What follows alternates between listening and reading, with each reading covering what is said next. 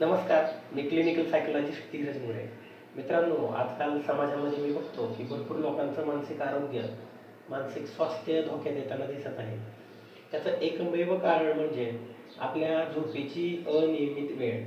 आपण झोपताना दीड दीड 2-2 वाजता झोपतो. रात्रभर आपण मोबाईल बघतो, वेब सिरीज बघतो, मोबाईलवर व्हिडिओज बघतो, मोबाईलवर आपण मूव्हीज बघतो. तर त्याची वेळ आपली 1 वाजता झोपतो, आपण 1:30 वाजता झोपतो, 2 वाजता झोपतो आणि आपण उठतो किती वाजता? 10 वाजता, 11 वाजता आपण उठतो.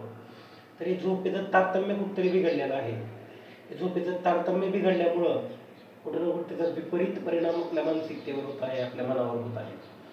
ह्या मोबाईलच्या अतिवापरामुळं आणि अति स्क्रीन टाईममुळं काही लोकांमध्ये चिडचिडेपणा, रागरागपणा, झोप कमी किंवा झोप जास्त असे प्रकार बघताना दिसत आहेत.